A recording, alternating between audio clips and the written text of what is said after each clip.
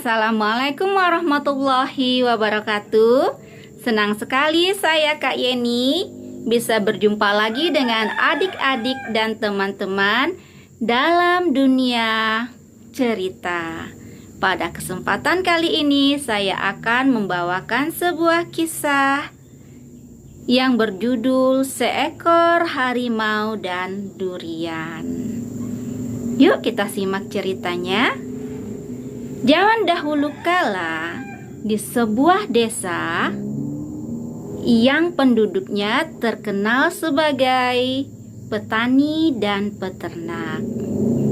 Penduduk di sana rata-rata memiliki hewan ternak berupa ayam, kambing, sapi, dan kerbau. Penduduk di desa tersebut hidup dengan penuh kedamaian. Desanya begitu asri dan tidak pernah terjadi keributan. Sampai pada suatu hari, penduduk di desa tersebut dikejutkan dengan ditemukannya 2 ekor kambing yang sudah mati, dan kambing itu dalam keadaan mengenaskan. Organ-organ di dalam kambing itu tidak ada. Penduduk merasa bingung. Apakah gerangan yang telah membunuh kambing tersebut? Ternyata teror kematian pada hewan ternak tidak hanya terjadi pada kambing saja. Selang beberapa hari kemudian, masyarakat juga digemparkan dengan ditemukannya sapi yang mati, kerbau yang mati, dan anehnya semuanya itu tidak ada organ-organ di dalamnya lagi. Akhirnya, masyarakat di desa berkumpul untuk menjawab teka-teki tersebut. Semua masyarakat berkumpul di balai desa. Mereka membicarakan apa yang sedang terjadi, yang sedang melanda daerah desanya tersebut. Kepala desa berkata, "Wahai wargaku, sudah hampir dalam sebulan ini banyak sekali hewan-hewan ternak yang mati secara misterius. Kita tidak pernah mengalami hal ini sebelumnya. Kita akan menyelidiki apa yang sesungguhnya terjadi. Hewan-hewan itu selalu hilang bagian organ-organ di dalamnya. Dan sebelum ini kita tidak pernah mengalami hal-hal yang menakutkan dan misterius seperti ini." Akhirnya diputuskanlah pada malam itu bahwa masyarakat akan mengadakan ronda. Akhirnya malam berikutnya, penduduk desa tersebut, masyarakat di sana yang laki-laki, diwajibkan ikut ronda. Setiap malam digilirkan orang-orang yang ikut ronda. Satu malam yang ronda itu ada 6 orang. Di malam itu 6 orang keliling desa melihat-lihat apa gerangan yang terjadi. Mereka berkeliling dari satu kawasan di desa tersebut pergi ke kawasan yang satunya. Dan mereka sungguh terkaget saat tanpa sengaja seorang dari anggota ronda itu menyenter sebuah kandang ternak dan Ternyata ada seekor harimau yang sedang mengintip kandang-kandang ternak tersebut. Akhirnya terjawab sudah apa yang menjadi penyebab kematian dari hewan-hewan ternak di desa tersebut. Orang yang berenam itu merasa sangat ketakutan, badannya gemetar, dan mereka hanya mampu diam tidak bersuara. Mereka ketakutan. Andai mereka bersuara dan harimau tahu, mereka takut menjadi mangsa harimau. Akhirnya, mereka yang ronda hanya melihat apa yang terjadi tanpa mampu berbuat banyak. Mereka melihat harimau yang begitu besar itu menarik satu ekor sapi yang juga cukup besar. Dia membawanya cukup jauh dari kandang ternak. Dan keesokan harinya, si pemilik ternak sapi itu melapor kepada kepala desa bahwa hewan ternaknya sapi hilang satu. Akhirnya, kepala desa memanggil semua orang 6 orang yang ronda tadi malam. Wahai kalian yang berenam, tidakkah kalian ronda tadi malam? Iya, Pak Kades, kami ronda tadi malam. Kenapa masih ada hewan ternak warga kita yang hilang? Tadi Pak Rahmat melapor kepada saya, satu sapinya yang sangat besar hilang. Pak Kades, maafkan kami.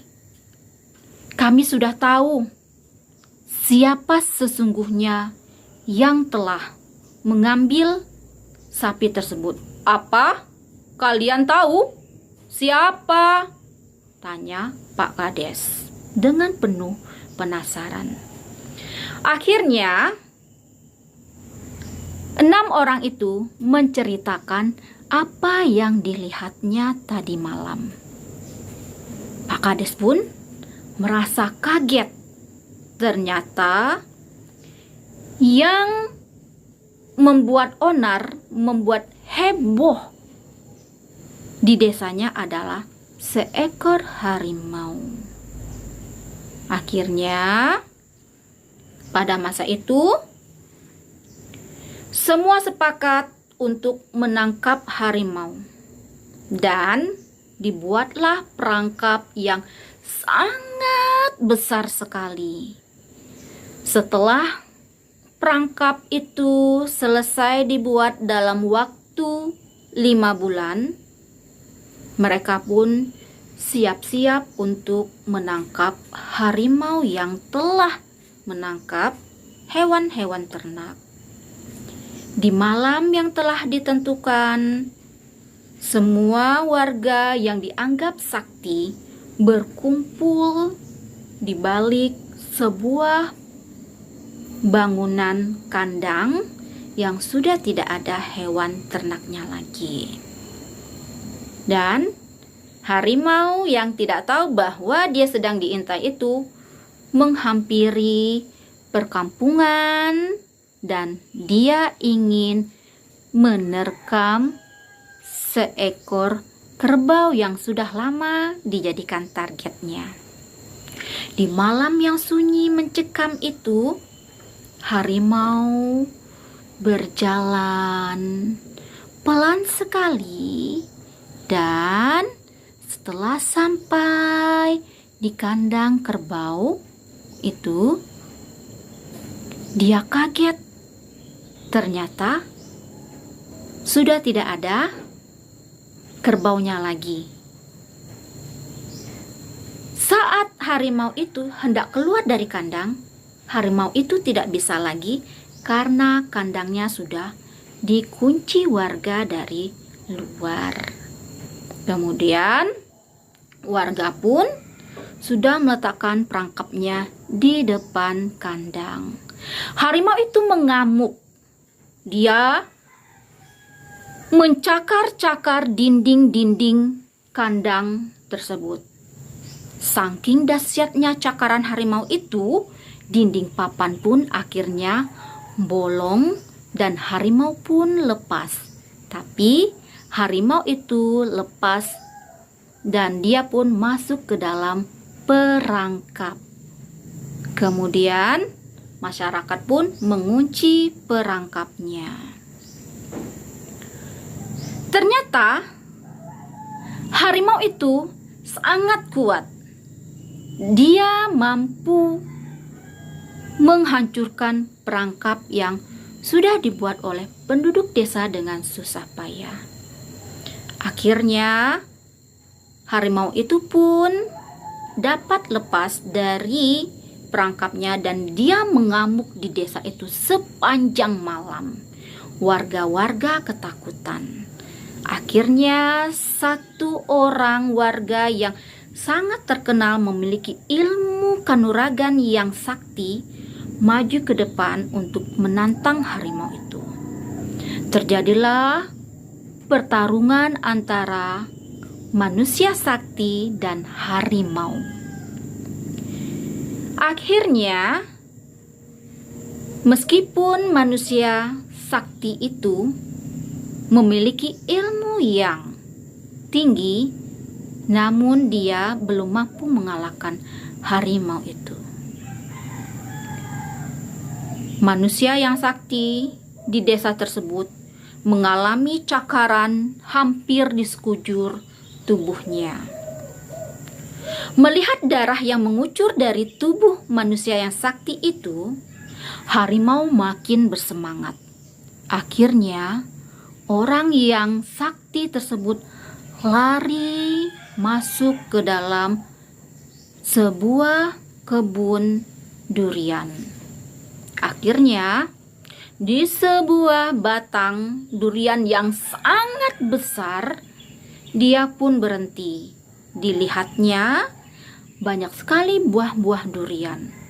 Harimau terus mengejarnya dan di sana mereka bertemu. Akhirnya, karena sudah tidak mampu untuk melawan harimau tersebut lagi, pria tersebut mengambil buah-buah durian yang jatuh dan melempar-lempar durian itu kepada harimau. Kulit-kulit durian yang runcing itu ternyata mampu melukai harimau. Harimau terluka parah. Dia tidak mampu untuk menyerang manusia yang sakti tadi. Akhirnya, harimau pun menyerah. Dan dia mengakui kehebatan manusia yang sakti tadi. Akhirnya, manusia sakti yang tadi yang berada di desa yang damai itu menjadi pemenangnya. Kemudian harimau meminta ampun kepada manusia yang sakti itu. Dia meminta maaf atas kesalahan-kesalahan yang telah diperbuatnya, yang telah memakan hewan-hewan ternak di sana. Dan manusia sakti itu pun memaafkannya. Dia tidak jadi menghabisi harimau tersebut karena harimau sudah meminta maaf. Harimau tersebut berjanji tidak akan mengganggu penduduk di desa sana dan berjanji tidak akan mengganggu hewan-hewan ternak lagi. Dia hanya meminta kepada manusia yang sakti itu, izinkan aku untuk mencari buah yang berduri ini saja. Aku sepertinya menyukai aromanya yang harum dan wangi ini. Sepertinya aromanya menandakan bahwa buahnya begitu manis. Akhirnya, manusia yang sakti menerima maaf dari harimau dan dia juga menerima janji dari harimau. Sejak saat itu, harimau tersebut tidak pernah lagi menyerang desa yang damai tadi, dan dia juga tidak ada menyerang hewan ternak. Namun, harimau itu akan datang lagi ke sana hanya saat musim durian tiba. Tapi mereka hanya datang ketika buah duriannya hampir habis. Buah duriannya tinggal sedikit di atas pohon. Dan penduduk di sana pun juga sudah tahu jika musim durian tiba, mereka akan tidur di ladang untuk menunggu durian-durian yang runtuh guna dibawa ke dalam perkampungannya, ke desanya, untuk diolah menjadi makanan khas desa tersebut. Dan di saat buah durian sudah mulai di ujungnya, hampir habis, mereka tidak pernah lagi untuk menunggu buah durian, karena itu sudah menjadi masa untuk harimau memakan buahnya. Dan sampai saat ini juga selalu terjaga.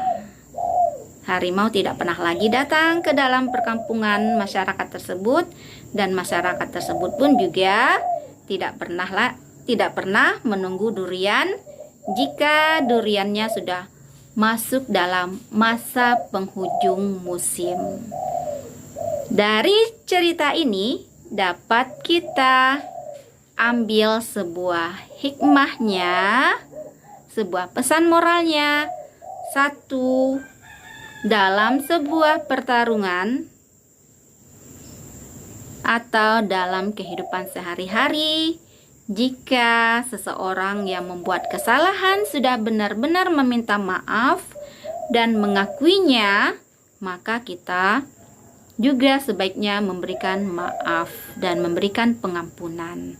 Dan yang kedua, kita harus menepati janji. Janji yang sudah diucapkan jangan pernah diingkari.